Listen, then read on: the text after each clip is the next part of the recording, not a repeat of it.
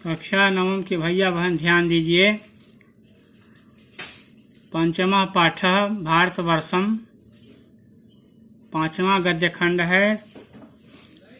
पृष्ठ संख्या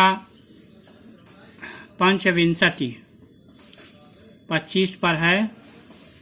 प्रकृति देव्या भारते महती कृपा वर्तते। प्रकृति देवी का भारत पर बहुत बड़ी कृपा है। षड्भिः ऋतुभिः विराजमानम ऋतुचक्रम अत्रैव परिवर्तते।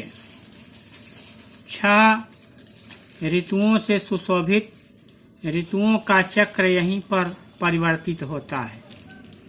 सूर्य चंद्रमसो प्रकाशो यथा अत्र प्रसरति तथा संसारस्य अत्यल्पेषु एव देशेषु स्यात्। सूर्य और चंद्रमा का प्रकाश जितना यहाँ पर फैलता है वैसा संसार के बहुत कम देशों में ही होता है। सूर्यास्तस्य चंद्रास्तस्य च सूर्यचंद्रयोः अस्तगमन वेलायां मनोरमाणि दृश्यानि यथा अत्र भवन्ति तथा न अन्यत्र।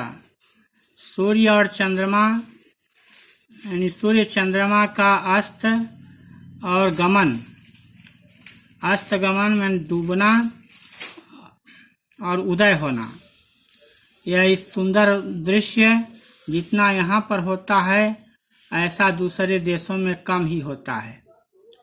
सकले अपि भारत देश से नदीनां प्राकृतिकम जालम प्रसिद्धम येन अत्रत्या भूमिर अति उर्वरा संजाता है।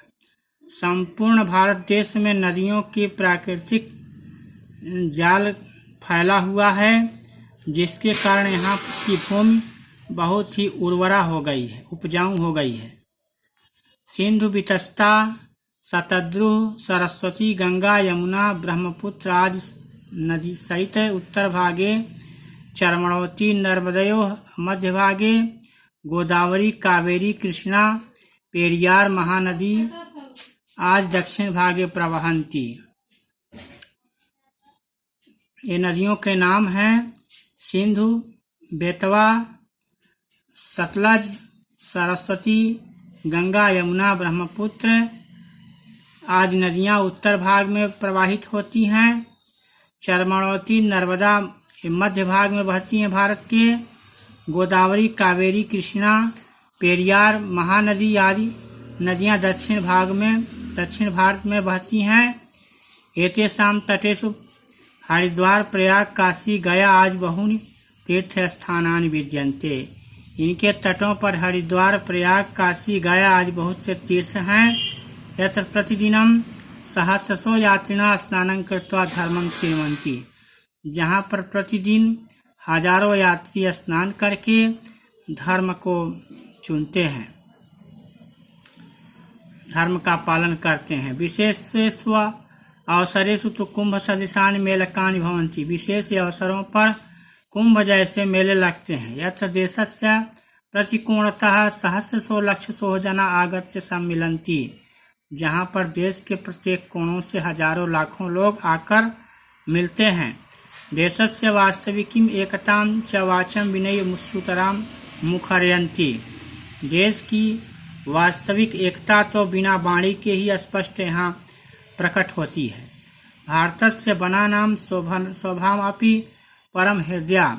भारत के वनों की शोभा भी हृदय को आकर्षित करने वाली है। हिमालयेषु देवदारू वृक्षाणां मुख्यो गगन चुंबती तर्हि सागर तटीय प्रदेशेषु नारिकेल पुंग आदि वृक्षाणां घनाः वनराजयः समुद्र जल आत्मनो दर्पणम आकलयन्ति। हिमालय पर देवदारू वृक्ष के ऊंचे ऊंचे पेड़ आकाश को चूमते हैं तो सागर के तट के प्रदेश पर, सागर तटीय प्रदेशों में नारियल, सुपारी आदि के वृक्ष समुद्र के जल में अपने को दर्पण की भांति देखते हैं। समुद्र के जल में जिस प्रकार मानव दर्पण में अपना चित्र देखता है उसी तरह समुद्र के जल में वे अपने को देखते हैं। प्राकृतिक सुषमा अकारण एवं कश्मीरस्तु पृथ्व्यस्तः स्वर्गः एवं मन्यते। प्राकृतिक सुषमा के कारण ही, प्राकृतिक सौंदर्य के कारण ही कश्मीर पृथ्वी का स्वर्ग माना जाता है। अस्माकं राष्ट्रगीते भारतस्य प्रमुखानां प्रदेशानां पर्वतानां नदीनां च कीर्तनं वर्तते। हमारे राष्ट्रगीत में भारत के प्रमुख प्रदेशों, पर्वतों और नदियों का कीर्तन किया गया है, नदियों का गान किया गया है। अपरस्मिन् च वन्दे मातरम् इत्याख्याते गीते च अस्या भुवः सुजलत्वं सुफलत्वं सस्यश्यामलत्वं च वर्ण्यते। दूसरी ओर वंदे मातरम नामक विख्यात प्रसिद्ध गीत में इस भूमि की सुजलता को और फल युक्त होने तथा हरे भरे होने का वर्णन किया गया है। इस गीत में भारत की भूमि की पर्याप्त जल होने का, सुंदर फलों के पर्याप्तता का तथा हरे भरी भूमि फसलों का वर्णन किया गया है। इस प्रकार इस गद्य खंड का हिंदी अनुवाद हुआ।